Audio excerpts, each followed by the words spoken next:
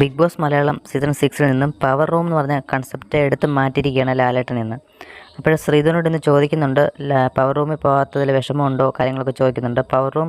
Power ഉപയോഗിച്ച് എന്തെങ്കിലുമൊക്കെ ചെയ്യണമായിരുന്നു എന്നൊക്കെ ശ്രീധു ഇങ്ങനെ തമാശ രൂപേണ പറയുന്നുണ്ട്.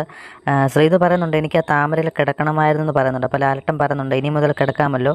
അപ്പം ഇനി മുതൽ ബിഗ് ബോസിൻ്റെ പവർ റൂം എന്ന് പറയുന്നത് പീപ്പിൾസ് റൂമാണ്, ആർക്ക് വേണമെങ്കിലും കയറാം.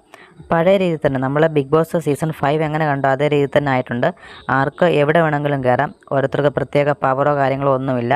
അപ്പോൾ ഏറ്റവും കൂടുതലായിട്ട് പെർഫോമൻസ് ചെയ്ത ഡെൻ ടീമാണെന്ന് പറഞ്ഞിട്ട് ഡെൻ ടീമിന് അവാർഡും കാര്യങ്ങളൊക്കെ കൊടുക്കുന്നുണ്ട്, വലിയൊരു ലഡുവൊക്കെ കൊടുക്കുന്നുണ്ട്.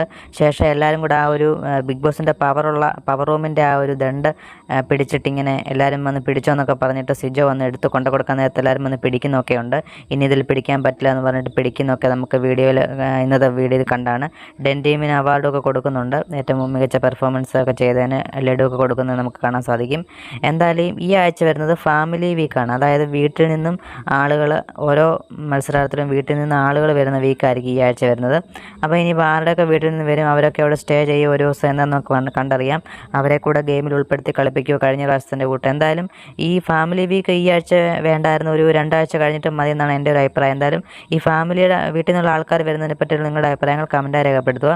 കൂടുതൽ ബിഗ് ബോസ് വാർത്തകൾക്കായി മറക്കാതെ നമ്മുടെ ചാനൽ സബ്സ്ക്രൈബ് ചെയ്യുക. താങ്ക്